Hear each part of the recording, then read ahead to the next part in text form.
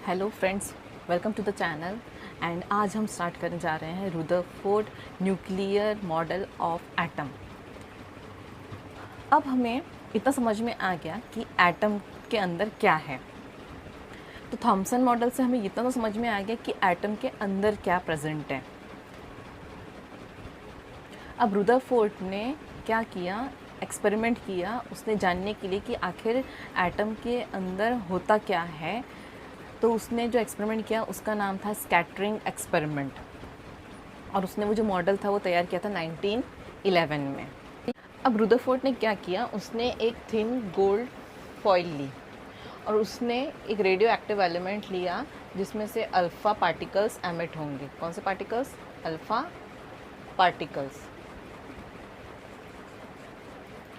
अब उसने alpha particles का जो पाथ था वो कैसे ट्रेस किया? इसके आसपास फ्लोरोसेंट स्क्रीन लगाकर। ये जो स्क्रीन है इसका नाम है फ्लोरोसेंट स्क्रीन।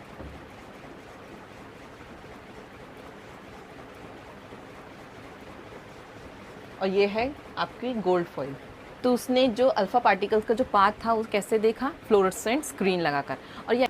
और ये एक्सपेक्ट किया जा रहा था कि ये जो अल्फ़ा पार्टिकल्स जो रिफ्लेक्ट होंगे इस रेडियो एक्टिव एलिमेंट से, वो इससे गोल्ड फॉइल से रिफ्लेक्ट कर जाएंगे अगर इस एटम में जो पॉजिटिव चार्ज है वो पूरा डिस्ट्रीब्यूट होगा तो ही।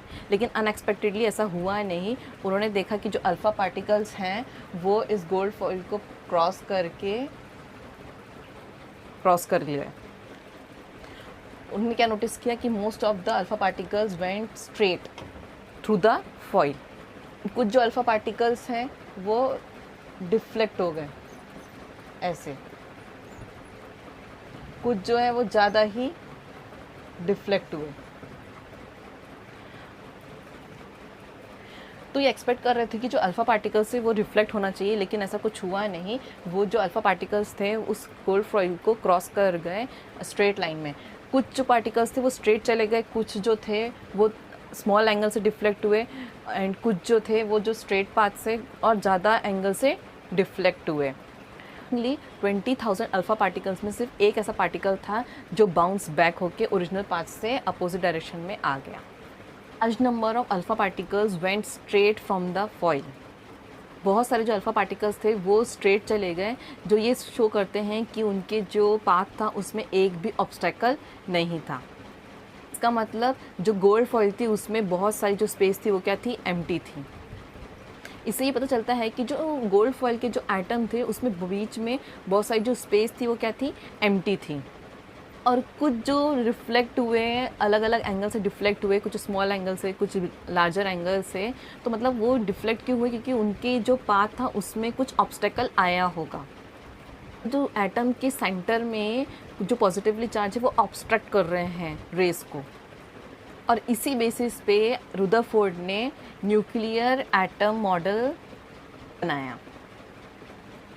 रुदरफोर्ड ने जो एक्सपेरिमेंट किया, स्कैटरिंग एक्सपेरिमेंट, उसके बेसिस पे उसने एक मॉडल तैयार किया, और उस मॉडल के बेस पे उसने कुछ थ्योरीज दी।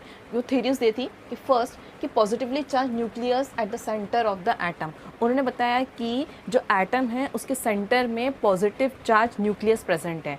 मतलब एटम के बीच में क्या प्रेजेंट है? न्यूक्लियस, और उसका चार्ज क्या है? पॉजिटिव। सेकेंड चीज़ उन्होंने जो बताई कि जो एंटायर मास है एटम का वो कॉन्सेंट्रेटेड है न्यूक्लियस में। जितना भी मास होगा एटम का वो कहाँ कॉन्सेंट्रेटेड है? न्यूक्लियस में। थर्ड उन्होंने बताया कि जो नेगेटिवली चार्ज्ड है इलेक्ट्रॉन वो क्या कर रहे हैं? उस एटम के आसपास रिवॉल्व कर रहे हैं। जैसे कि सन के आसपास जो प्लैनेट्स हैं वो रिवॉल्व करते हैं, वैसे ही मान लो कि सन क्या है? न्यूक्लियस है, और जो प्लैनेट्स रिवॉल्व कर रहे हैं वो क्या है? इलेक्ट्रॉन्स हैं। तो ऐसे ही उन्होंने बताया कि जो न्यूक्लियस है वो सेंटर पे है जैसे सन आपका, और जो प्लैनेट्स है वो क्या है? इलेक्ट्रॉन्स हैं, और वो क्या कर रहे हैं? रिवॉल्व कर रहे हैं। बताया कि एटम इज़ इलेक्ट्रिकली न्यूट्रल। अब मतलब एटम के अंदर क्या है? न्यूक्लियस, जिसका चार्ज कौन सा है? पॉजिटिव। और न्यूक्लियस के बाहर कौन रिवॉल्व कर रहे हैं? इलेक्ट्रॉन, जिनका चार्ज क्या है? नेगेटिव। तो ये जो नेगेटिव चार्ज है और जो पॉजिटिव चार्ज है ये क्या है? अपोजिट चार्ज है। तो क्या कर रहे हैं? ये लोग बैलेंस कर रहे हैं, इसीलिए एटम जो है क्या है? इलेक्ट्रिकली न्यूट्रल है। फिफ्थ उन्होंने बताया कि there is empty space between electron and nucleus, उन्होंने जब एक्सपेरिमेंट किया तो उन्होंने देखा कि कुछ जो रेस थी वो स्ट्रेट चली गई, कुछ जो थी वो थोड़े एंगल में डिफ्लेक्ट हो गई, कुछ जो है ज़्यादा एंगल में डिफ्लेक्ट हुई। तो उनको ये समझ में आया कि जो इलेक्ट्रॉन्स है और जो न्यूक्लियस है उनके बीच में कुछ स्पेस होगी, जिसके कारण कुछ जो रेस है वो स्ट्रेट चली गई और कुछ जो है वो डिफ्लेक्ट हो गई। तो उस जो रुदरफोर्ड का जो मॉडल था न्यूक्लियर मॉडल, उसके बेसिस पे उन्होंने ये थ्योरीज दी। अब क्या हुआ कि रुदरफोर्ड के मॉडल के हिसाब से क्या हो रहा था कि जो न्यूक्लियस है उसके आसपास इलेक्ट्रॉन है और वो रिवॉल्व कर रहे हैं। अब जब इलेक्ट्रॉन रिवॉल्व कर रहे हैं तो ऑब्वियसली उनकी जो एनर्जी है वो डिक्रीज़ होना चाहिए, और डिक्रीज़ होगी एनर्जी तो इससे तो एटम जो होगा वो अनस्टेबल हो जाएगा। लेकिन रियलिटी में ऐसा होता नहीं है। रियलिटी में क्या है कि जो एटम है वो स्टेबल है, सिर्फ रेडियो एक्टिव एलिमेंट को छोड़ के बाकी सारे जो एटम है वो स्टेबल है। तो फिर ये ऐसे कैसे हो गया कि इलेक्ट्रॉन रिवॉल्व कर रहे हैं, उनकी एनर्जी डिक्रीज़ हो रही, फिर भी वो जो एटम है वो स्टेबल कैसे हो गए? तो इस प्रॉब्लम, अब रुदरफोर्ड तो ये चीज़ बता नहीं पाया, तो इस प्रॉब्लम को किसने सॉल्व किया? नील्स बोयर साइंटिस्ट ने। उन्होंने 1913